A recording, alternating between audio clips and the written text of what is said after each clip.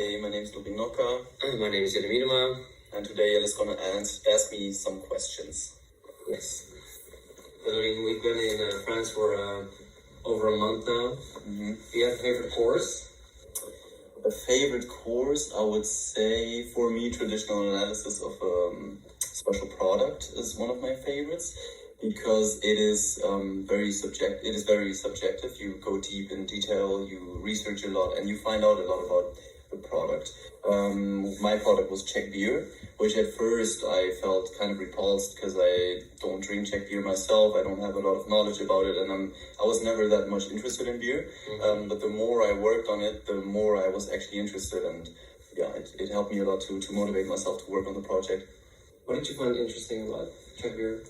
So we basically had to create this filière, which can be translated into a supply chain, a very detailed supply chain that also includes external stakeholders, external issues that concern the supply chain. So that, for example, was very nice for me because you could literally take each step of the supply chain and go very much in depth about every little point and search as much as you could, and finding a lot of information about all these different steps I found really interesting, but also the history part to understand why it is, since when it has been made, why it has been made, and then overreaching to the culture. I really liked how it actually explained a lot about the Czech culture as well. So you like Czech beer more than before you start learning about it? I still haven't tried it. I tried it back in Germany, but now here I don't really have I can't really say if I like it more, but I am very much more interested, and I'm very much more intrigued to try it again now that I know so much about it, and I know that it's actually, even though it's very cheap, very qualitative.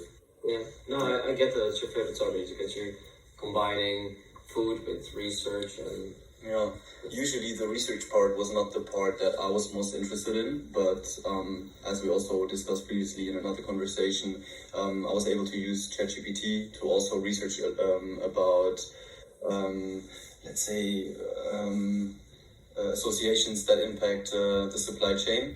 And this is kind of bland work because it's not that interesting. It's not really about the product itself, but with ChatGPT as well, I found it very nice to learn about these things because it was easier to find out which associations are very important, and then from then on I could really go in Google to check these associations and learn about them on Google, and that was very interesting to me. Okay. Yeah, thank you for your questions. Yeah, thank you for answering.